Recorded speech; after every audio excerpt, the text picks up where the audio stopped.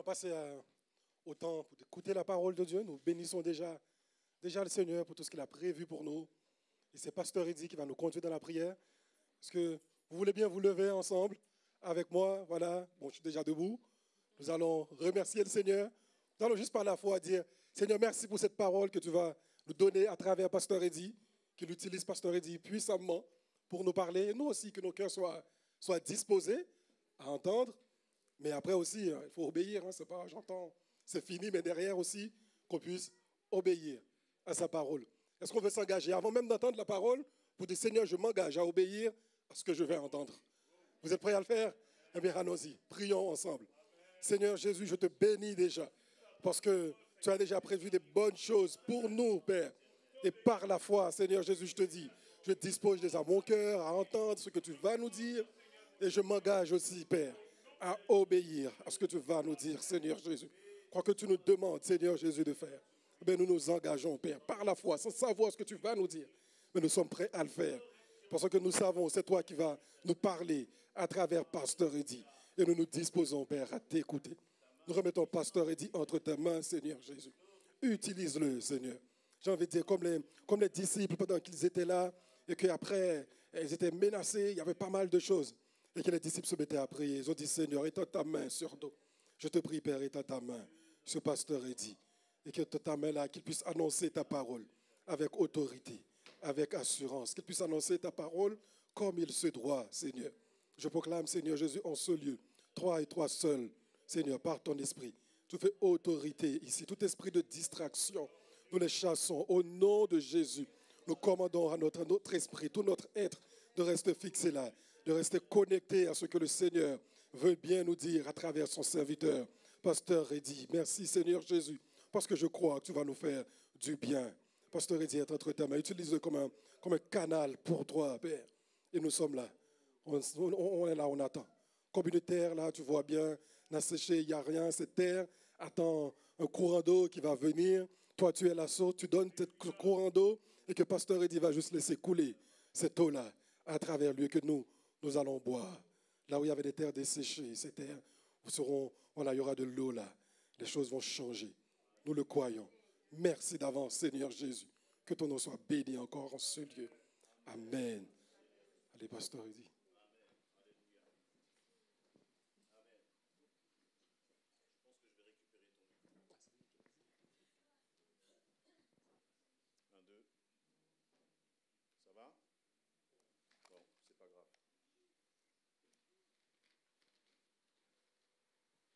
Voilà, bonjour bien-aimés. Je vous invite à une lecture dans Jean chapitre 6. Je vais lire à partir du verset 1 dans ma version du Semeur. Jean chapitre 6 à partir du verset 1.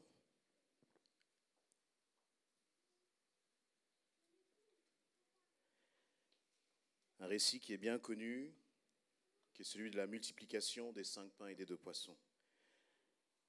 Après cela, Jésus passa sur l'autre rive du lac de Galilée, et une foule immense le suivait, attirée par les guérisons miraculeuses dont elle avait été témoin. C'est pourquoi Jésus s'en alla dans la montagne et s'assit là avec ses disciples. La Pâque, la fête des Juifs, était proche. Jésus regarda autour de lui et il vit une foule nombreuse venir à lui. Alors il demanda à Philippe, « Où pourrions-nous acheter assez de pain pour nourrir tout ce monde ?» Il ne lui posait cette question que pour voir ce qu'il allait répondre, car en réalité il savait déjà ce qu'il allait faire. Rien que pour donner à chacun un petit morceau de pain, il faudrait au moins 200 pièces d'argent, lui répondit Philippe. Un autre disciple, André, frère de Simon-Pierre, lui dit, « Il y a ici un jeune garçon qui a 5 pains d'orge et 2 poissons. Mais qu'est-ce que cela pour tant de monde ? » « Dites-leur à tous de s'asseoir, leur ordonna Jésus. L'herbe était abondante à cet endroit et la foule s'installa donc par terre. Il y avait environ 5000 hommes, et Jésus prit alors les pains, il remercia Dieu, puis il les fit distribuer à ceux qui avaient pris place sur l'herbe. Il leur donna aussi autant de poissons qu'ils en désiraient. Quand ils furent tous mangés à leur faim, Jésus dit à ses disciples, « Ramassez les morceaux qui restent pour que rien ne soit gaspillé. » Ils les ramassèrent donc et remplirent 12 paniers avec ce qui restait des 5 pains d'orge qu'on avait mangés. Lorsque tous ces gens-là virent le signe miraculeux de Jésus, ils s'écrièrent, « Pas de doute, cet homme est vraiment le prophète qui devait venir dans le monde. » Amen. Amen. Voilà, cet après-midi, le Seigneur me met à cœur que nous puissions parler de la dimension du miracle. Et il y a 2 semaines de cela, il m'avait mis ce passage à cœur. Et j'ai cherché, fouillé, comment on dit ça? J'ai cherché, fouillé, tourné. Et à 14h30, tout à l'heure, le Seigneur m'a dit, mais tu n'as pas de quoi nourrir la foule. La foule qui est face à toi, là, tu n'as pas de quoi répondre à leurs besoins. Tu n'as pas de quoi venir et penser les cœurs, si tu cherches par toi-même. Et vous voyez là, à ce moment, les disciples se trouvent dans une situation où ils ont une foule, j'allais dire, immense. Il nous est dit qu'il y avait 5000 hommes, sans compter les femmes et les enfants. C'est-à-dire qu'il y avait tellement de monde était face à ces disciples qu'ils étaient incapables de donner un nombre précis de la foule qui était là en attente, de la foule qui avait faim. Et c'est étonnant parce que dans ce passage, le contexte, c'est que juste avant, Jésus avait envoyé les disciples 2 par 2. Et il leur avait dit, ben voilà, vous allez aller de maison en maison, vous allez annoncer l'évangile et puis en mon nom, vous guérirez les malades. Et Jésus les a laissés aller, il les a comme oint, il les a envoyés. Et puis lorsqu'ils sont revenus vers Jésus, ils étaient eux-mêmes impressionnés. Et ils ont raconté, vous savez, un peu comme des enfants qui ont vécu un bon moment, ils vont voir papa, maman, ils vont raconter ce qu'ils ont fait, ce qui s'est passé. Et les disciples, ils vont revenir vers Jésus. Et ils vont raconter avec joie, justement, parce que des malades ont été guéris. Parce que les disciples ont imposé les mains aux malades. Il y a eu des vies transformées, parce qu'à chaque fois que les disciples frappaient à une porte, la porte s'ouvrait, ils priaient pour ces personnes. Et ces personnes avaient des vies transformées. Des familles étaient transformées, touchées par la puissance de Jésus-Christ à travers les disciples. À tel point que la réputation, la renommée de Jésus se répandait. Et si vous allez voir dans Marc chapitre 6, il nous est dit que les disciples sont revenus vers Jésus et puis Jésus leur a dit, je crois que c'est versets 30, 31, 32, quelque part par là, Jésus va prendre les disciples et va leur dire, mais prenez un peu de repos, reposez-vous un peu. Et pendant que Jésus donc les emmène dans un endroit éloigné pour qu'ils puissent se reposer, qu'est-ce qui se passe? La foule les a vus comme s'éloigner. Et parce que justement la foule avait entendu parler de tous les miracles de Jésus, au lieu d'entrer dans un moment de repos, il y a eu une personne qui a commencé à suivre les disciples. Alors que Jésus leur dit, on va aller à l'écart pour se reposer. Et puis après, c'est une 2e personne, une 3e personne, une 10e personne, une 5000e personne. Alors je ne sais pas s'il y avait autant d'hommes que de femmes, mais s'il y avait autant d'hommes que de femmes, et en général, quand il s'agit des choses de Jésus, excusez-moi les hommes, mais les femmes, elles sont toujours plus partantes que nous. Donc je dirais qu'il y avait au minimum 5000 femmes. Vous êtes d'accord les frères? Vous ne m'en voulez pas? Il y avait au minimum 5000 femmes, donc peut-être une foule de 10 000 personnes, mais vous vous rendez compte? Jésus leur dit, on va aller à l'écart, vous allez vous reposer. Mais à chaque fois qu'ils tournent leur dos, ils voient que la foule est en train de grossir. Et il nous a dit que Jésus a eu compassion de cette foule. Et il a commencé à parler à cette foule. Et dans l'un des évangiles, parce que ce récit-là est dans les 4 évangiles, il nous est dit que Jésus a parlé longuement. Et à un moment, qu'est-ce qui s'est passé? Les disciples, ils vont se rendre compte que le soleil commence à se coucher. Et puis là, ils étaient en plus en plein désert, il nous est dit. Vous savez, c'est comme dans nos situations, où justement on a l'impression qu'on est en plein désert. C'est comme dans nos situations, les disciples ils regardent la situation avec leurs yeux humains. Et ils se disent, mais Seigneur, il y a une foule là immense. Il y a une foule que nous-mêmes on ne pourra pas nourrir. On ne pourra pas pourvoir aux besoins de cette foule parce qu'il se fait tard. parce que le soleil commence à se coucher, parce qu'on est en plein désert. Vous voyez, en plein désert, il n'y a ni traiteur, ni boulangerie, personne qui puisse pourvoir aux besoins de cette foule immense. Et pendant que Jésus est en train de parler, eh bien eux, il y a comme une forme un peu d'agitation dans leur cœur. Comment, Seigneur, on va pouvoir aux besoins de cette foule? Comment, Seigneur, on va pouvoir, eh bien, les désaltérer et prendre soin d'eux? Et là, vous savez, et c'est étonnant quand même qu'ils se posent cette question, puisque quelque temps avant, dites-moi, entre guérir un malade et donner à manger à une foule, qu'est-ce qui vous paraît le plus simple? Moi, j'ai l'impression que guérir un malade, on a beaucoup parlé tout à l'heure de la guérison, justement. Ça me paraît quelque chose d'extraordinaire. Et pourtant, ces hommes, ils avaient vécu cette dimension du miracle, cette dimension de la guérison, quelque temps avant. Mais c'est comme si, là, face à cette foule, face à ce combat, face à cette difficulté, face à cette épreuve, c'est comme s'ils avaient complètement oublié tout ce qu'ils avaient vécu avant, tous les miracles qu'ils avaient vécus avant. Et on ne peut pas reprocher cela aux disciples, parce que moi, cela m'arrive. Je ne sais pas comment ça se passe pour vous, mais c'est vrai que Dieu a fait de grandes choses dans ma vie. Et le problème, ce n'est pas tout le temps le passé. Le problème, c'est le combat qui est à venir. Le problème, c'est la montagne qui est à venir. Le problème, c'est l'épreuve qui est devant nous. Et très souvent, face à cette nouvelle épreuve, vous voyez, on a vu Dieu agir peut-être dans le domaine de la santé. Mais là, c'est comme un nouveau problème qui se présente. Tu as vu Dieu agir dans le domaine de la santé, mais qu'en est-il du domaine des finances? Tu as vu Dieu agir peut-être dans le domaine de ta vie professionnelle, mais qu'en est-il du domaine justement de la santé, ou de la guérison, ou de ton couple, ou de ton célibat?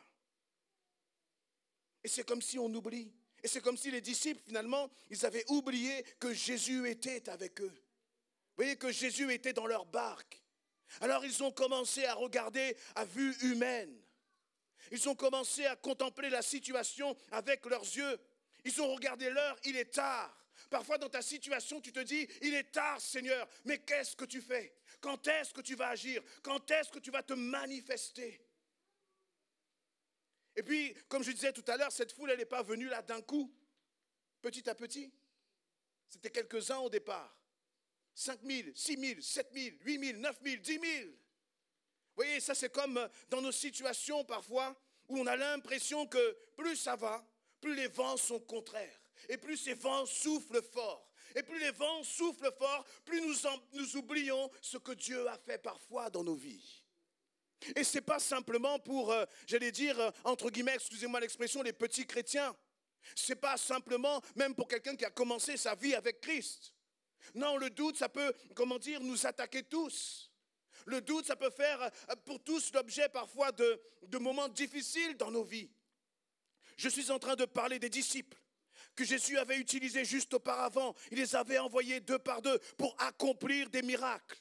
Et ils n'ont pas simplement chanté le miracle. Ils n'ont pas simplement chanté la guérison. Ils ont vécu la guérison, j'allais dire, comme une réalité.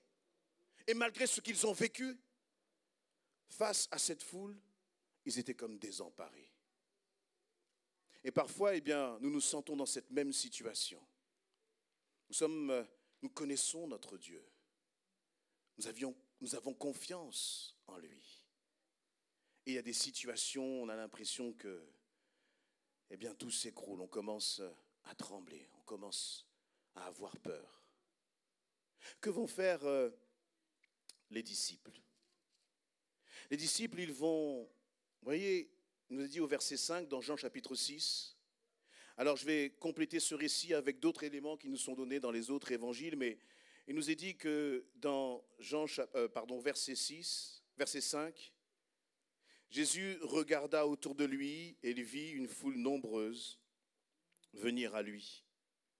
Alors il demanda à Philippe, où pourrions-nous acheter assez de pain pour nourrir tout ce monde? C'est bizarre comme question. Celui qui est la solution, il va demander aux disciples, comment on va faire les gars? Comment on va faire pour gérer cette situation? Et dans les autres passages des évangiles, les disciples ils vont apporter une solution. Ils vont dire, Jésus, renvoie les gens chez eux. Renvoie la foule. Voyez? Et ces disciples, cette foule, elle était venue faire quoi? Elle était venue auprès de Jésus pas pour que Jésus les renvoie chez eux. Eux étaient venus auprès de Jésus. Et vous voyez, bien des fois, donc là, Philippe, c'est ce qu'il va répondre. Et ensuite, Philippe, dans la deuxième réponse, il va dire, Seigneur, où est-ce qu'on pourrait acheter autant de pain? Et puis, il va donner une solution. Rien que pour donner à chacun un petit morceau de pain, il faudrait au moins 200 pièces d'argent, 200 deniers.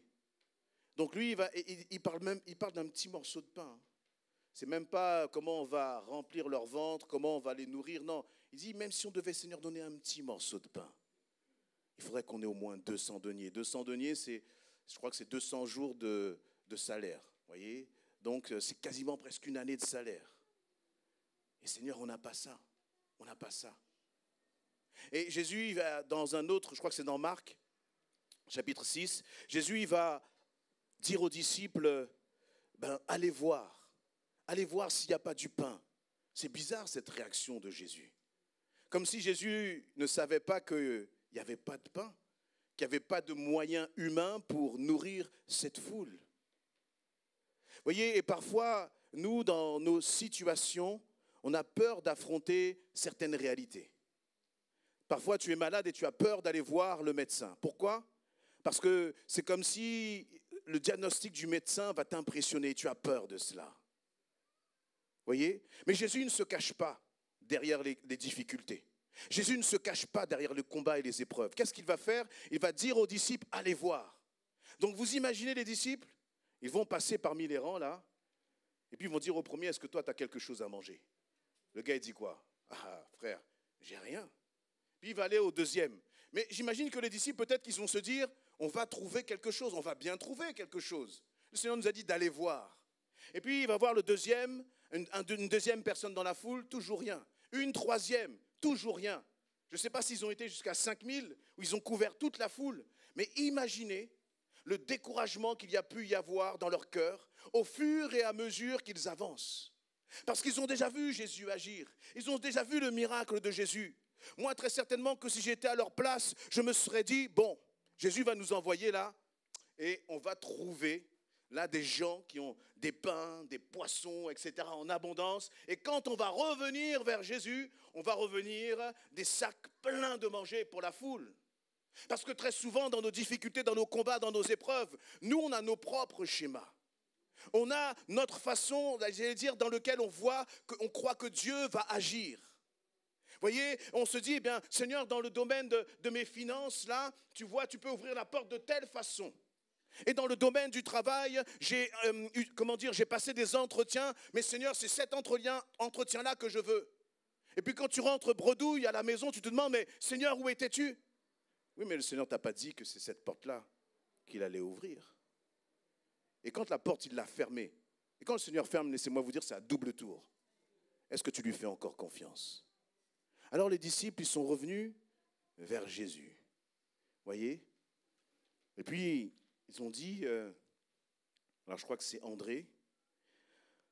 André, donc verset 8, il y a ici un jeune garçon qui a 5 pains d'orge et 2 poissons. Mais qu'est-ce que cela pour tant de monde? Qu'est-ce que cela pour tant de monde? Dans les combats, les difficultés par lesquelles nous traversons, nous sommes comme Philippe, nous sommes comme André. Nous sommes souvent, j'ai bien dit nous, parce que je suis dedans aussi, nous regardons avec des moyens humains. Si c'est pour affronter nos épreuves, nos difficultés avec des moyens humains, nous n'avons pas besoin de Jésus. Nous n'avons pas besoin de Jésus. Mais si nous avons besoin de Jésus, c'est bien parce qu'il doit y avoir une dimension de l'extraordinaire. Une dimension du miracle. Amen. Et trop souvent, on calcule. On calcule. Philippe, il est tellement fort que lui, il a déjà calculé que s'il prend un morceau de pain qui le divise en 10, bon, à peu près avec 200 deniers, il arriverait à peine. Il a déjà fait des calculs dans sa tête. Comme toi, peut-être, tu fais trop de calculs dans ta tête. Alors qu'il n'y a pas de calcul à faire. C'est simplement de laisser le Seigneur agir dans la situation. Vous voyez, il nous est dit là, juste au verset 5, toujours dans Jean 6, Jésus regarda autour de lui et il vit une foule nombreuse venir à lui. Et au verset 6, il ne posait cette question que pour voir ce qu'il allait répondre. Car en réalité, il savait déjà ce qu'il allait faire. Il y a des questions que le Seigneur peut nous poser et on répond oui, amen, Seigneur, pas de problème. Mais il y a d'autres questions, dans certaines circonstances, où c'est vraiment dur de répondre. Et je crois que le Saint-Esprit nous pose justement la question pour voir ce que nous allons faire. Si on te pose la question pour savoir comment tu vas répondre, te dit va voir ton médecin, reviens avec le diagnostic du médecin, et te dit qu'est-ce que tu vas faire, comment tu vas réagir. Dans tes problèmes de finances, va voir ton compte en banque, va prendre le recommandé que tu as reçu et qui te fait si peur, et reviens vers moi. Et le Seigneur ne veut pas que, vous voyez, et lorsque finalement le Seigneur va faire cela, encore comme je disais tout à l'heure, lorsqu'il va dire aux disciples d'aller voir, c'est comme pour qu'ils se rendent compte finalement qu'il n'y a pas de porte de sortie humaine. Il n'y a pas de porte de sortie humaine. Je ne sais pas si vous êtes comme moi, mais moi, mon premier réflexe, même si je dis Seigneur, tu vas agir, c'est de moi voir et dire comment je peux gérer la situation. Comment moi je peux arriver à régler la situation, parce que c'est toujours plus facile quand nous on peut le faire par nous-mêmes. Mais vous savez ce qui se passe? Le Seigneur va dire, va, tu veux gérer toi-même? Va. Et puis une fois que tu auras fait le tour des 5000, de la foule là, qu'est-ce que tu vas faire? Tu vas revenir à Jésus et tu vas déclarer ta vulnérabilité. Et tu vas commencer à déclarer, Seigneur, je ne peux pas le faire. Je ne peux rien faire par moi-même. C'est impossible. Ça me dépasse. Ça me dépasse. Est-ce qu'il y a des situations qui vous dépassent, bien-aimés? Est-ce qu'il y a des situations pour lesquelles vous vous dites, ça ne sert même à rien de faire le tour de la foule, je vais revenir bredouille. Même, vous voyez, et en plus, ils vont faire le tour de la foule alors que la solution, elle est là. La solution est face à eux. Peut-être qu'il y en a un qui aurait pu dire, mais Seigneur, à quoi ça sert d'aller voir? Puisque c'est toi qui es la solution. C'est toi qui es la réponse à cette situation, Seigneur. C'est de toi dont j'ai besoin, c'est de toi dont nous avons besoin, Seigneur, pour régler cette situation. Mais eux, ils vont faire le tour. Et ils font tous leurs calculs. Vous voyez, ça me rappelle vraiment ce qui nous est dit dans Zacharie 4,6, ni par puissance, ni par force, mais par ton esprit, Seigneur. Par ton esprit, dans ce que tu es en train de traverser. Est-ce que tu veux vraiment réaliser ce que veut dire cette parole? Est-ce que tu veux réaliser que ce n'est pas par les médecins, ce n'est pas par la puissance ni par la force des médecins, ce n'est pas par, la puissance et la force de ton compte bancaire que tu pourras te sortir de cette situation.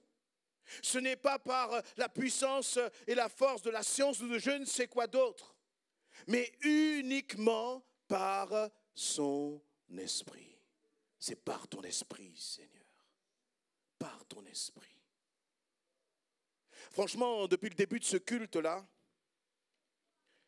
on sent qu'il y a des combats, des oppositions. Bon, ça c'est ma façon un peu de réagir. Excusez-moi. Hein. Je dis, Satan, je vais te casser les dents. Il y en a qui disent Amen. Quand ça commence à m'énerver là, je dis Saint-Esprit, on va arrêter ça tout de suite. Tu vas arrêter ça tout de suite dans le nom de Jésus-Christ. Et laissez-moi vous dire qu'il y a des miracles qui peuvent prendre du temps à s'accomplir. Mais là, lorsque vous êtes devant une foule qu'il faut nourrir, et vous savez pourquoi c'est tellement important pour Jésus de nourrir cette foule? Mais parce que cette foule, elle vient à Jésus pour voir le miracle. Cette foule, elle vient à Jésus pour voir la gloire de Dieu.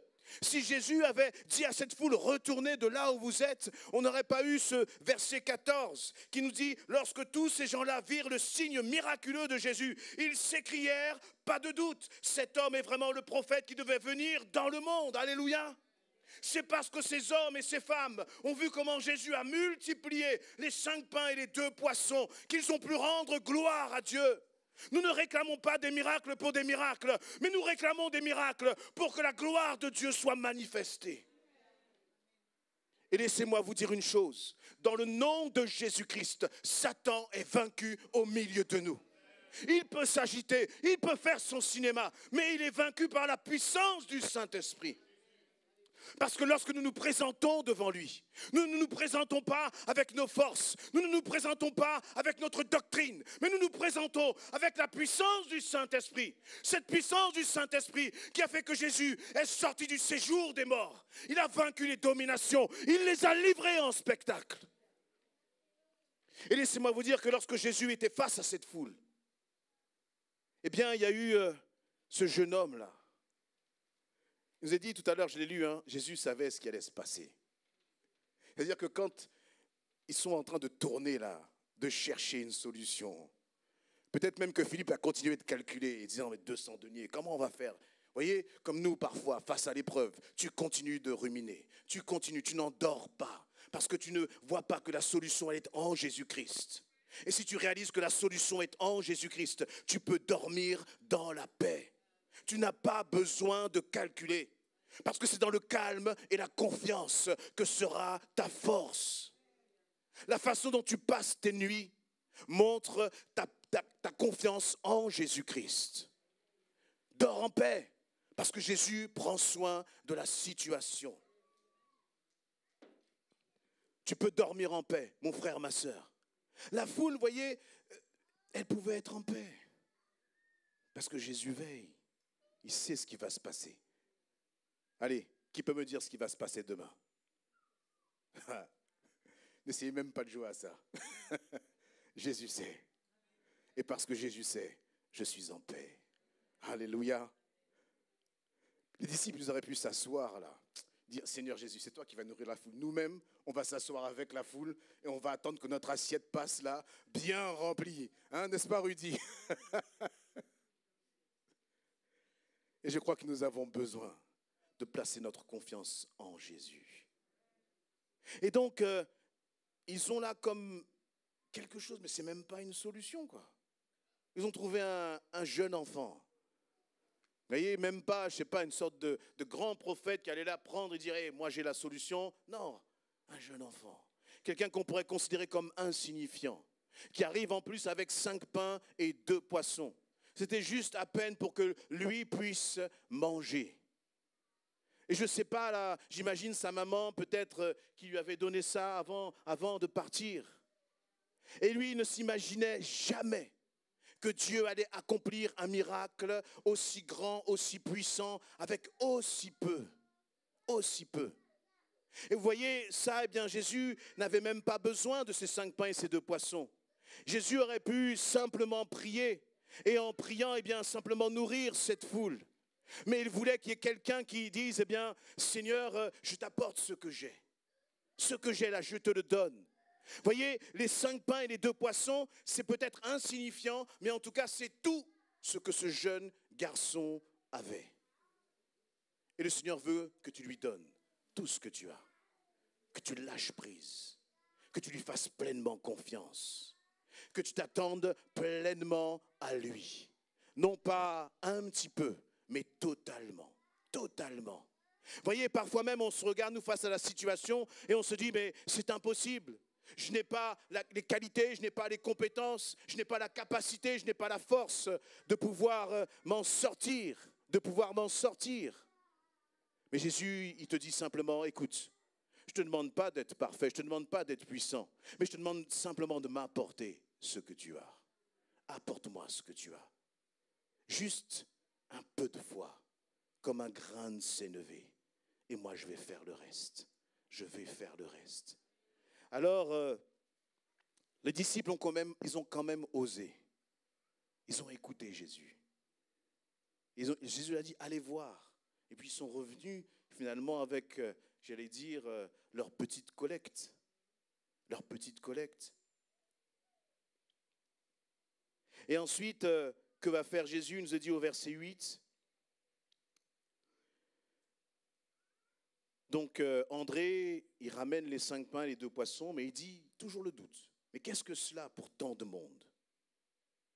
Et au verset 10, Jésus leur dit, dites-leur à tous de s'asseoir, leur ordonna Jésus.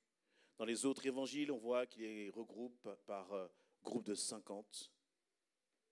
Mais c'est quand même bizarre de faire cela. Vous allez voir la foule là, puis vous commencez donc, vous imaginez, vous avez juste pris vos 5 pains, vos 2 poissons, vous avez donné à Jésus, vous retournez vers la foule et vous dites aux gens, asseyez-vous par groupe de 50. Les gens disent, mais pour faire quoi? Écoute, Jésus a dit, assieds-toi par groupe de 50, assieds-toi par groupe de 50. Ok. Deuxième, asseyez-vous par groupe de 50. Et l'autre qui dit, mais moi j'ai faim. Toi, tu nous dis, mais quand est-ce qu'on mange? Ok, assieds-toi. Jésus a dit, par groupe de 50. Par groupe de 50, sur une foule de 5000, voire plus, ça fait beaucoup. Dis-moi, dans tes épreuves, quand le Seigneur te demande de faire quelque chose, est-ce que tu lui demandes des explications? Est-ce que tu as besoin de tout comprendre? Est-ce que tu as besoin de tout maîtriser? Ou est-ce que tu dis simplement, Seigneur, je fais ce que toi tu me demandes de faire? Je pense que même parfois il faut être honnête et dire, Seigneur, je ne comprends rien à ton affaire. Je ne comprends rien à ce que tu me demandes. Mais je te fais pleinement confiance. Pleinement confiance. Alors on pourrait imaginer plein de raisons pour les 50, pourquoi, etc. Ce que je vois, c'est que la Bible n'en donne pas. On pourrait dire parce que Dieu est un Dieu d'ordre, c'est plus facile pour l'organisation. Bref, Dieu ne donne pas de raison. Il dit simplement, vous les regroupez par groupe de 50.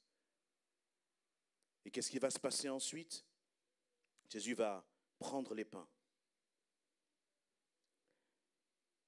Et là, il nous est redit au verset 10, l'herbe était abondante à cet endroit et la foule s'installa donc par terre. Il y avait là environ 5000 hommes et Jésus prit alors les pains, il remercia Dieu, puis il les fit distribuer à ceux qui avaient pris place sur l'herbe.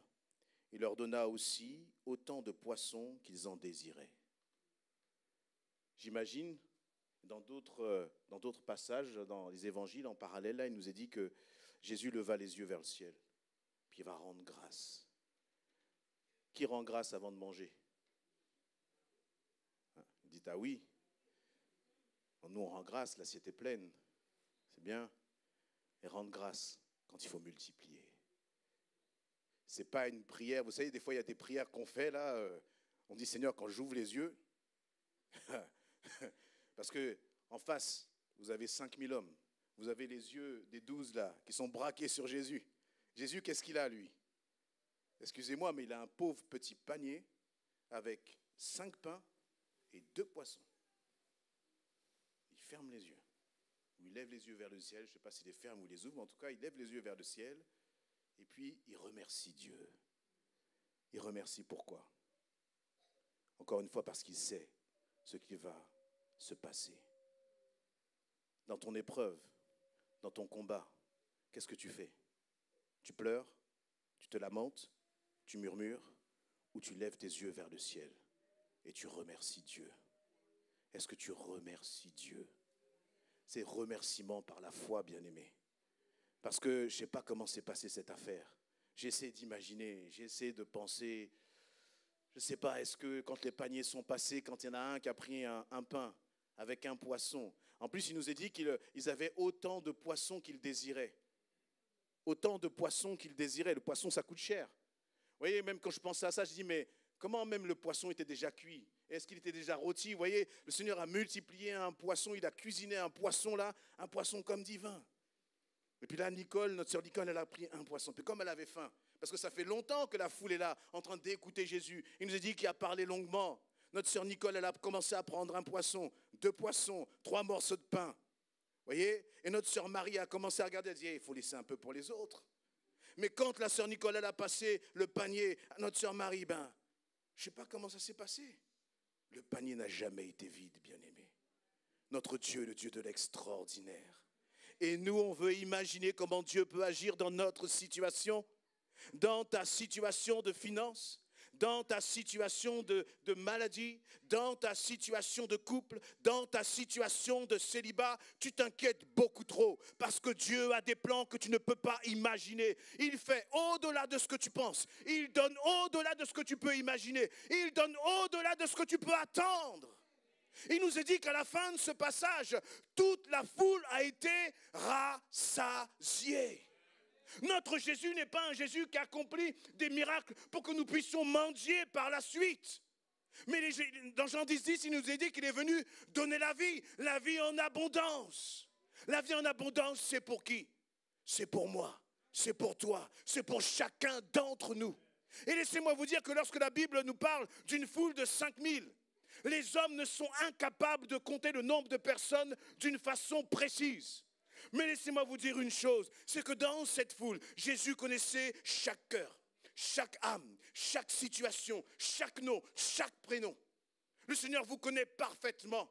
Dans chacune de vos familles, le Seigneur est là, il dit, je pourvois. Et je sais, je connais. Mais ce que je regarde, c'est toi. Ce que je regarde, c'est en qui tu crois. Ce que je suis en train de regarder, te dit le Saint-Esprit, c'est en qui tu places ton espérance, ton assurance. Est-ce que tu crois que je vais te laisser sans manger? Moi qui t'ai dit, ne vous inquiétez de rien, mais de me faire connaître vos besoins. Est-ce que tu crois qu'il y a quelque chose dans ton cœur dont je ne puisse m'occuper, que je ne puisse gérer pour toi, que je ne puisse gérer à ta place? Alors maintenant, va t'asseoir et fais-moi pleinement confiance. Arrête de t'agiter. Arrête de promener des regards inquiets, comme si je n'étais pas capable de nourrir une foule, te dit le Seigneur. Et lorsque moi je vais commencer à agir, alors ce sera à satiété. Voyez, si on suivait le calcul de Philippe par exemple, avec cette histoire de 200 deniers, et qu'on disait, eh bien, on va faire une collecte, et puis on va ramasser, chacun va donner un denier, un denier, un denier, comme ça on va aller courir je ne sais où. De toute façon, c'était trop tard. Tout était fermé. C'est comme si, vous voyez, parfois, il y a des forteresses et tout est barricadé. Et le Seigneur, je crois qu'il permet dans ta situation que tout soit barricadé. Pour que tu ne cherches aucune alternative que lever tes yeux vers le ciel. Pas lever tes yeux vers le ciel avec plein d'inquiétude. Lever tes yeux vers le ciel en remerciant Dieu. En remerciant Dieu. En remerciant Dieu. Amen. Lorsque Jésus a terminé de remercier Dieu, il a fait distribuer les pains et les poissons à tous ceux qui avaient pris place sur l'herbe, il nous est dit dans le verset 11. Il a donné autant de poissons qu'ils en désiraient. Ça me fait penser à cette veuve-là. Le Seigneur avait dit, va chercher des vases, va chercher des vases, va chercher des vases, et je vais remplir d'huile, je vais remplir d'huile. Amen. Je crois que c'est le moment pour nous de voir la gloire de Dieu se manifester. Vous savez, face à cette foule, le miracle, ce n'était pas pour demain. Jésus ne pouvait pas dire, allez-y, rentrez chez vous et puis demain, je vous préparerai du pain. C'était maintenant. Il fallait que le miracle s'opère maintenant. Et c'est de ça que le Seigneur veut nous parler. Du miracle qu'il veut opérer maintenant. Dans nos vies à chacun. Comme je l'ai dit, moi je ne suis pas capable de nourrir une foule, mais Jésus est capable, avec les besoins différents de chacun, pour que chacun puisse repartir rassasié, totalement rassasié. Et là il nous est dit, parce que Jésus manifestait sa gloire, mais qu'il en restait tellement qu'ils sont repartis avec des paniers pleins. Des paniers pleins. Et puis vous imaginez ce jeune homme, il n'avait que 5 pains et 2 poissons, il a tout donné. Et je suis sûr qu'il est reparti les bras avec beaucoup plus que ce qu'il avait quand il est venu à Jésus.